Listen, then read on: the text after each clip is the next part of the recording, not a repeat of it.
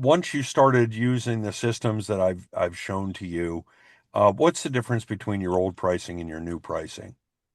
I would say the difference between my pricing is I was obviously underpricing by a lot, but sometimes, over time before I met Dan, I got my reputation out there enough to where I was quality work. So by the time Dan stepped in and helped me, you know, break down my prices and get them where they need to be, when I did give those prices, people were still I found my ideal client and they were still able to I was still able to close jobs even with that decently higher price because my name was out there and I do good work, so I was Right. able to price accordingly.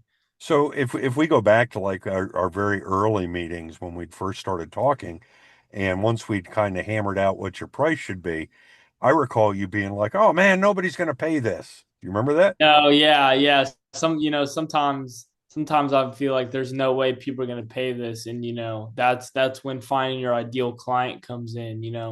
Once you really figure out what your price is, you might not close as many jobs as you wish, but you're closing deals with the right people that you want to work with that are not in hassle. They're paying what you deserve, as long as you're providing the good work and what you promise. Right. There's an abundance of people in work out there that will meet your needs. Right.